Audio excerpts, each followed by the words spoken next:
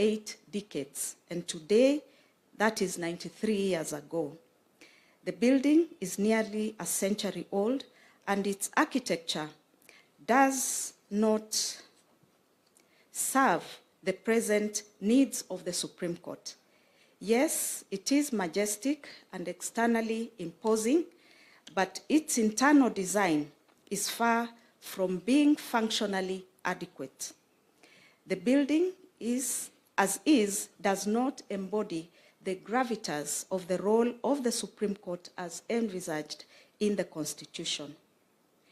Your Excellency, no one should leave this meeting with the impression that we want a new building because of the infrastructural developments that we are seeing in the other arms of government, such as the recently completed Bunge Towers, which is next door, or the refurbishment of the old chamber in Parliament to house the Senate.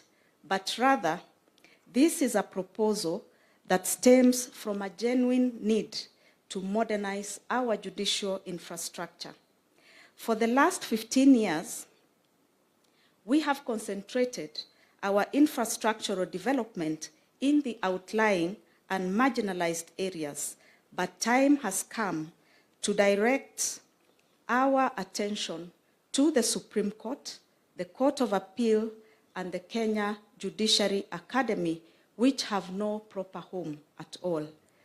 We appreciate the high-level discussions that were led by Your Excellency this morning to the effect that we should have an engagement between the judiciary, executive, and the county government of Nairobi on this issue.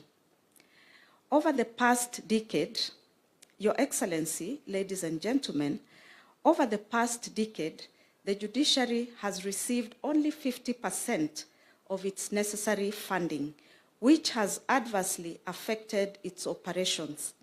Supporting the judiciary as a public good is crucial, and it plays a vital role in protecting individual rights, promoting economic stability, and maintaining a fair and orderly society.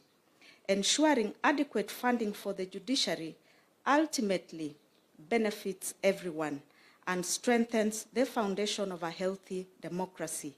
We want to change the philosophy that underpins budget allocations to the judiciary so that it is based on the number of judges or cases or the justice needs instead of an artificial or incremental basis. We need to introduce some science and empiricism in financing judiciary needs. Despite the challenges that we continue to grapple with, I take pride in the excellent support that the court's registry has provided to the judges since the court began its operations. The registry at the Supreme Court has successfully adopted technology in its processes, including e-filing, and has expanded its reach to 3 locations through sub-registries, and therefore enhancing convenience for court users. As we celebrate these milestones today, let us renew our commitment to justice and progress. In closing, I would like to extend my heartfelt gratitude to several key contributors to our celebration today. First is to our esteemed judges of the Supreme Court who have served since 2011, and the judges who are currently serving in the court, led by the Honorable Chief Justice as President of the Court and the Honorable Deputy Chief Justice as Vice President of the Court, for their vision in shaping our journey and paving the way for this momentous 12th anniversary. Secondly, to Honorable Lady Justice Njoki Ndung'u and Honorable Justice Isaac Lenaola, whose co-leadership of the organizing committee has been instrumental in bringing this event to life with such finesse. Thirdly, I recognize the dedicated members of the organizing committee whose unwavering support and meticulous attention to detail have ensured the success of our gathering today. To Honorable Letitia Wachira, Registrar of the Supreme Court, whose tireless efforts and commitment have transformed our vision into reality, making this celebration not just an event, but a memorable occasion. To our various registrars, directors, whose collaborative and relentless work behind the scenes helped to make this event a reality. To all the hard-working members of staff at the Supreme Court, the protocol team, media, transport, security, and all staff whose dedication and professionalism shine brightly in all that we do. And finally, to our generous development partners, whose steadfast support has been a cornerstone in strengthening the court's capabilities and enhancing our service delivery. I invite us now to join me in applauding all our judges of the Supreme Court, the President and Vice President of the Court, the Registrar, members of the Organizing Committee, and all that I have mentioned above for their contribution and dedication.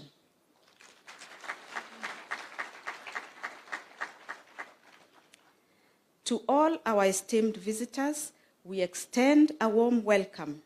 Please feel free to experience the renowned Kenyan hospitality that we take pride in. Enjoy your time with us. Thank you all for your commitment and passion as we move forward together, united by a shared purpose and a bold vision for the future. Let us continue to champion justice and uphold the values that define us. Asanteni sana.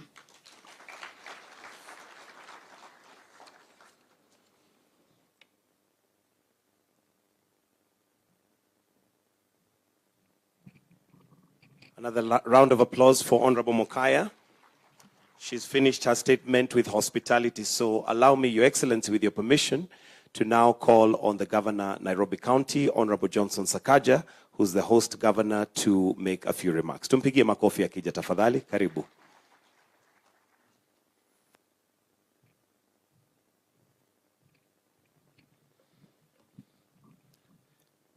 Thank you very much. Your Excellency, your President of the Republic of Kenya, and the Commander-in-Chief of the Defense Forces, Your Excellency, the Deputy President of the Republic of Kenya. I'm also happy to be the first governor to refer to you as such, as the newly minted Deputy President, Honorable Chief Justice, and all judges of the Supreme Court. Allow me to also acknowledge the protocol already established. Indeed, we're here to celebrate